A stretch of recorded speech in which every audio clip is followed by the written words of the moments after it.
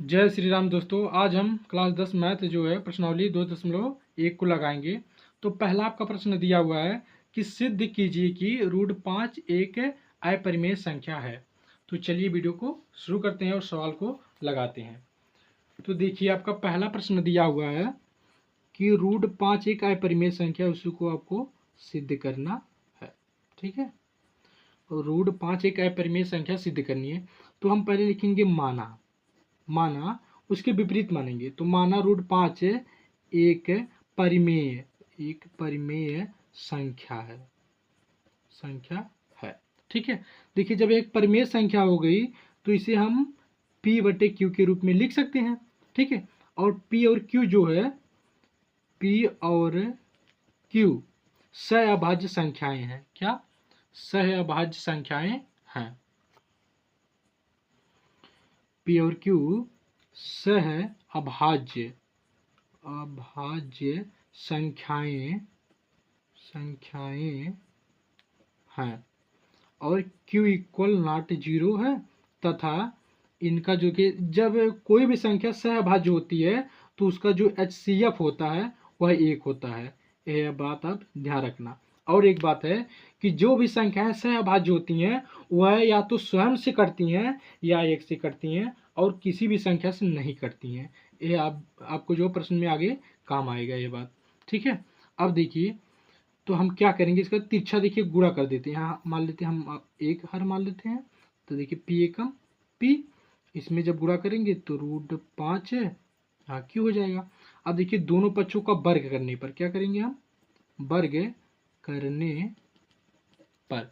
अब देखिए जब वर्ग करेंगे हम, ठीक है, तो क्या मिलेगा, p का वर्ग करेंगे p स्क्वायर हो जाएगा। इसका जब हम वर्ग करेंगे तो इतना का होल स्क्वायर।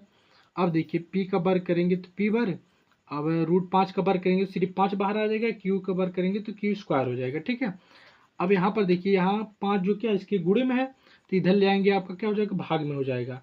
जब भाग में हो जाएगा तो यहाँ पर बटे 5 हो जाएगा, तो इसको विभाजित करने लगेगा। ठीक है, तो हम लिखेंगे वही बात, चूंकि p स्क्वायर 5 से विभाजित है।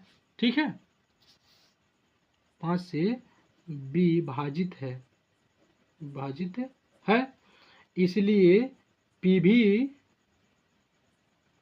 5 से विभाजित होगा। यह भी क्या होगा, विभाजित होगा। ठीक है, अब देखिए अब हम कहेंगे, अब देखिए पुनः मानेंगे कि p बराबर हम 5r मानेंगे। ठीक है, अब इसका भी हम क्या करेंगे, दोनों पक्षों का वर्ग करने पर देखिए वर्ग करेंगे तो p का वर्ग करेंगे तो p स्क्वायर हो जाएगा।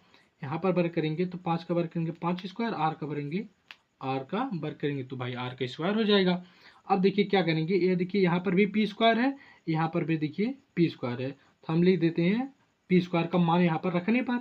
तो देखिए इसका मान यही है, तो यहाँ पर रखेंगे 5 q स्क्वायर बराबर 25 है। ठीक है, 25 r स्क्वायर। ठीक है, यहाँ पर रख देंगे हम p स्क्वायर का मान रखने पर। ठीक है, मान रखने पर। अब आगे देखिए क्या होगा, तो 5 से हम देखिए भाग दे देंगे। क्यों भाग देंगे, यहाँ पर भी 5 है, यहाँ पर भी 5 का गुणज है, तो 5 से भाग देंगे तो 5 खत्म हो जाएगा, यहाँ बचेगा q स्क्वायर, यहाँ 5 25 25 हो जाएगा, r स्क्वायर बचेगा। तो यहाँ पर देखिए आपका इतना मिल जाएगा। ठीक है, अब यहाँ पर भी वही बात देखिए, यहाँ पर इन दोनों के बीच में गुणक चिन्ह इधर आ गया है, भाग में हो जाएगा। तो हम कह सकते हैं कि q स्क्वायर जो है 5 से विभाजित है, इसलिए आपका q जो है, q भी 5 से क्या होगा, विभाजित होगा। अब देखिए तो हम कहेंगे चूंकि p और जो है q हम यहाँ पर माने थे क्या, सहअभाज्य संख्या है, और पहले हम बताए थे कि सहअभाज्य जो संख्याएं होती हैं वह सिर्फ स्वयं से ही करती हैं या फिर 1 से करती हैं। लेकिन यहाँ पर देखिए p और q क्या हो गया, 5 से भी कट रहा है, अर्थात 5 से भी विभाजित हो रहा है, तो इसलिए हमारे क्या हो गया, बात जो विरोधाभास हो गई। ठीक है, हम कहेंगे, देखिए यहाँ पर लिख दे रहे हैं कि चूंकि p व q का HCF जो होगा, ठीक है, HCF जो आपका होगा वह 1 के बराबर नहीं होगा। ठीक है, क्यों नहीं होगा? क्योंकि ये विभाजित होगी संख्या है। अब देखिए हम क्या करेंगे, इसलिए हमारी अवधारणा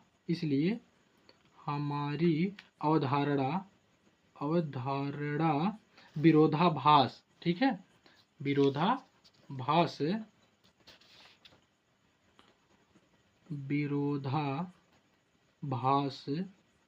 प्रकट होती है,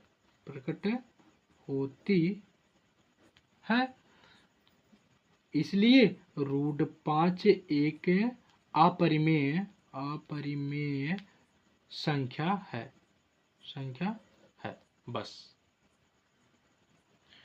देखिए जो आपका अगला प्रश्न बता रहा है कि 3 प्लस 2√5 एक अपरिमेय संख्या, इसको सिद्ध करके बताना है। ठीक है, तो उसी प्रकार मानेंगे कि माना इतना एक परिमेय संख्या, ठीक है, परिमेय संख्या है।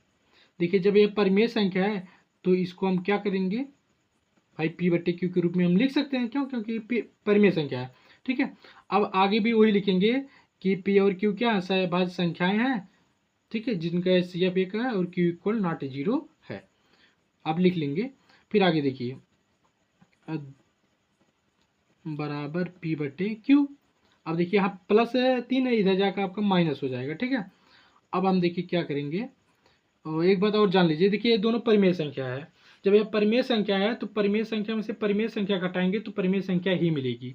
अगर परिमेय संख्या में परिमेय संख्या जोड़ेंगे तो भी परिमेय संख्या मिलेगी। यदि परिमेय संख्या में परिमेय संख्या से भाग देंगे तो भी परिमेय संख्या ही मिलेगी। तो इसलिए हम कह सकते हैं कि √5 बराबर P/Q - 3। देखिए गुणे में इधर आकर आपका भाग में हो जाएगा।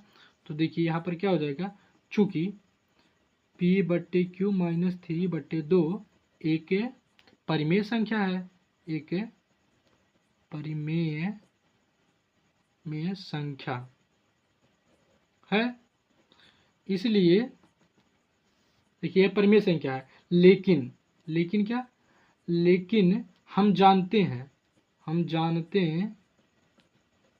हैं कि √5 एक अपरिमेय संख्या है,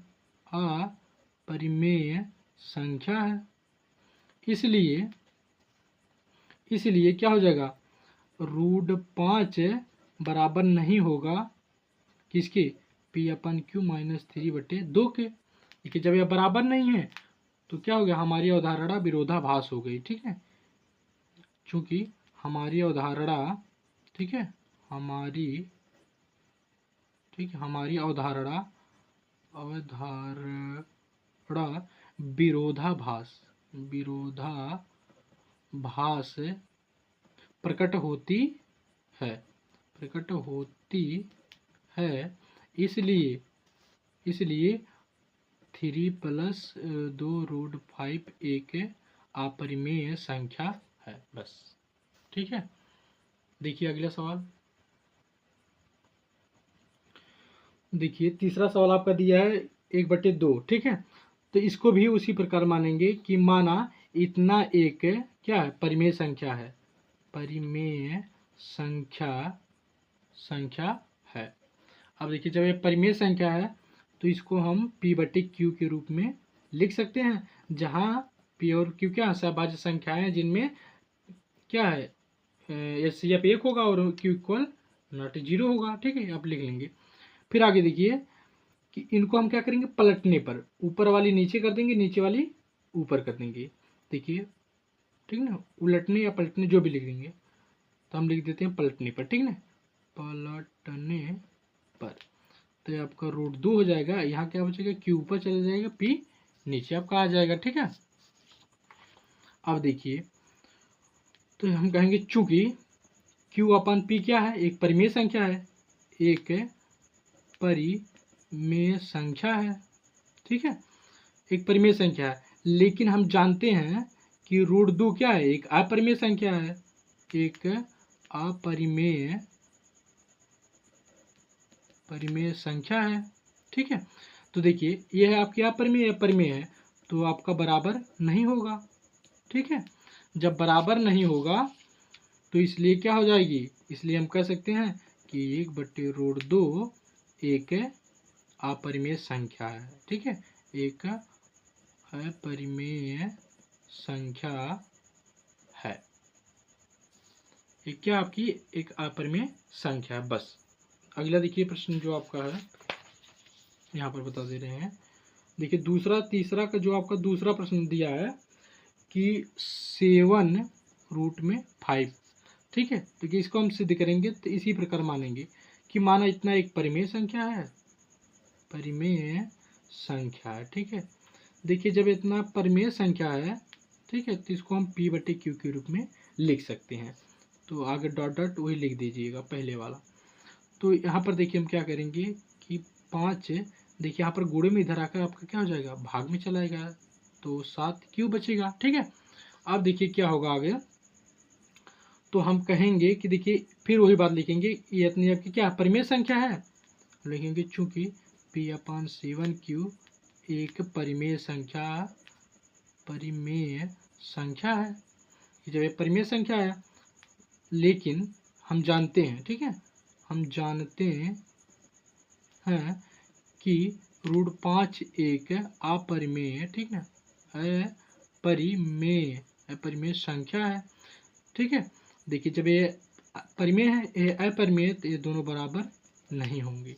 ठीक है, जब बराबर नहीं होंगी तो आपका विरोध क्या, हमारी जो कल्पना है वो विरोधाभास प्रकट हो रही है, इसलिए हम कहेंगे कि 7√5 एक अपरिमेय संख्या है, परिमेय संख्या है। ठीक है, आगे देखिए तीसरा सवाल जो आपको बता रहा है, कह रहा है कि 6 + 2√, ठीक है, तो उसी प्रकार मानेंगे कि माना इतना एक क्या है, परिमेय संख्या है, परिमेय संख्या है। देखिए जब परिमेय संख्या है तो इसको हम P/Q के रूप में लिख सकते हैं। ठीक है, तो आगे लिख देंगे जहाँ P और Q सहभाज्य संख्या है जिनमें Q = 0 है और इसका HCF 1 होगा।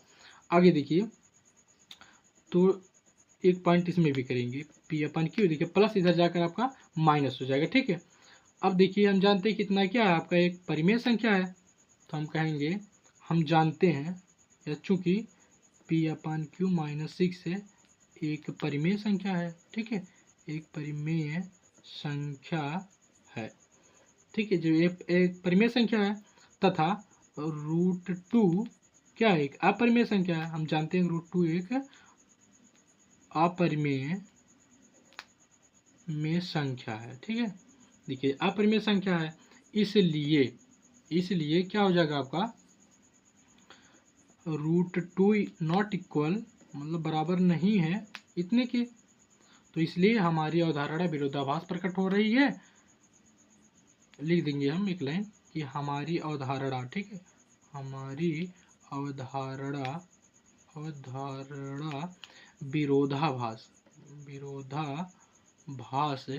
प्रकट हो रही है, इसलिए जो है 6 + √2 एक अपरिमेय संख्या है। ठीक है, बस। तो ठीक है दोस्तों, मिलते हैं हम अगले क्लास में, तब तक के लिए जय हिंद।